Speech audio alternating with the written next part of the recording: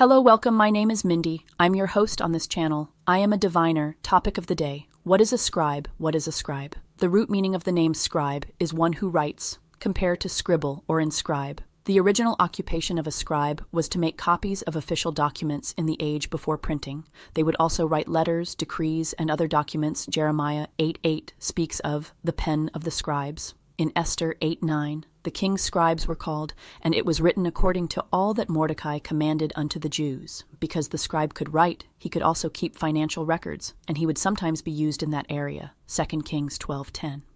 Since the scribes often worked closely with the king, some scribes gained authority beyond that of simply copying documents. In 2 Kings 25:19, the principal scribe of the host actually mustered the people of the land and prepared them for battle. The scribes were often considered to be wise by reason of their learning. An uncle of King David named Jonathan was a counselor, a wise man, and a scribe. However, these uses for scribe are mostly found in the Old Testament.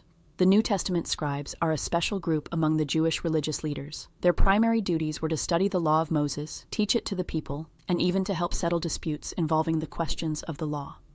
The New Testament scribes traced their origin back to Ezra, who is variously called a ready scribe in the law of Moses, Ezra 7:6, a scribe of the words of the commandments of the Lord and of his statutes to Israel, Ezra 7:11, and the scribe of the law of the God of heaven, Ezra 7:21.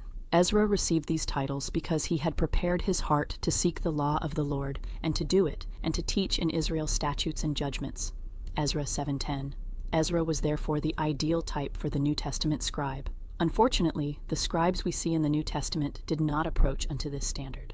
Though the scribes were highly regarded by the people, Jesus saw the harm they were doing and often reproved them. The Jewish people found the teachings of Jesus so refreshing because he taught them as one having authority and not as the scribes. Matthew 7:29. Using knowledge to be the highest version of yourself because somebody's got to be you. Until next time.